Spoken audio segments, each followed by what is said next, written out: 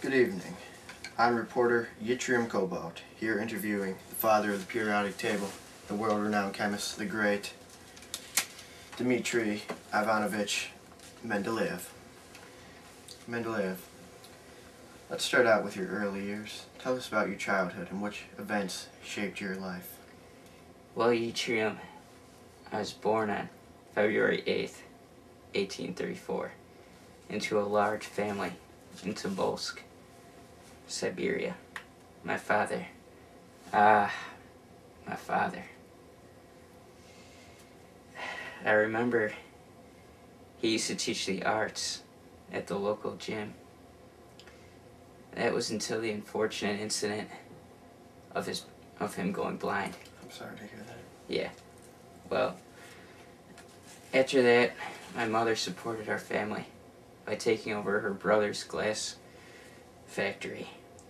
Sadly, when I was still but only the tender age of 14, the factory burned down, and my mother moved us to Moscow. Why Moscow? My mother wanted to give me an opportunity, the chance to receive a halfway decent education, to succeed in the world. I later went to the University of St. Petersburg, where I graduated with a master's and doctor's. That's good. What did you do with your education? Well, truth be told, I began teaching chemistry, as a matter of fact, at the same university, St. Petersburg. That's good. Yes. Let's talk about your scientific breakthrough, the periodic table. What made you want to create such a table? Well, after I began teaching, I felt the burning desire to put some order in inorganic chemistry, much like organic chemistry was starting to receive. It was needed. It was. Well, are there any other chemists who helped you or inspired you in your findings and discoveries? During a stay in Heidelberg, I met a very, very smart Italian chemist who goes by the name Stanlio Cannizzaro.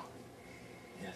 His writings and views of atomic mass, they inspired me. I read them. They're great. That's what got me thinking in the direction that this whole periodic table could be based on an element's mass.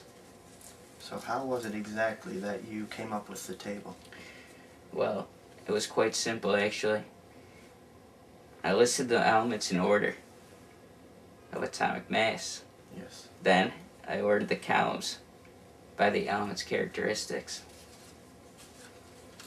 Well, how do you feel the table contributed to science? Well, when I created the table, I noticed that there were gaps. Spaces, you might say.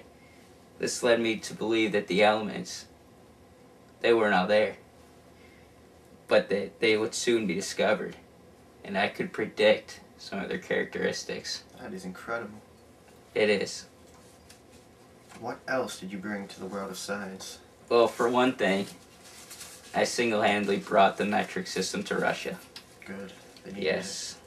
I was also one of the founders of the Russian Chemical Society.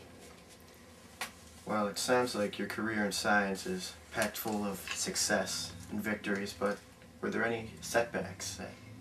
There were many setbacks, but Several.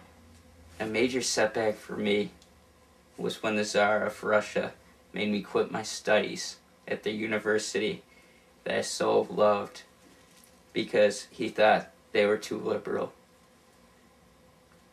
After that, I worked as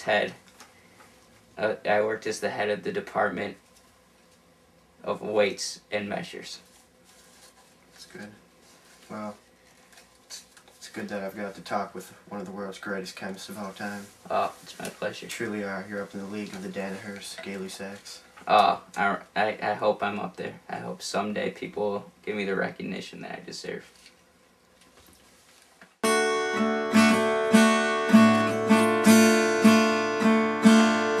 Mendeleev died February 2nd, 1907. The 101st element, Mendeleevium, was named in his honor. There is a crater on the moon named after Mendeleev.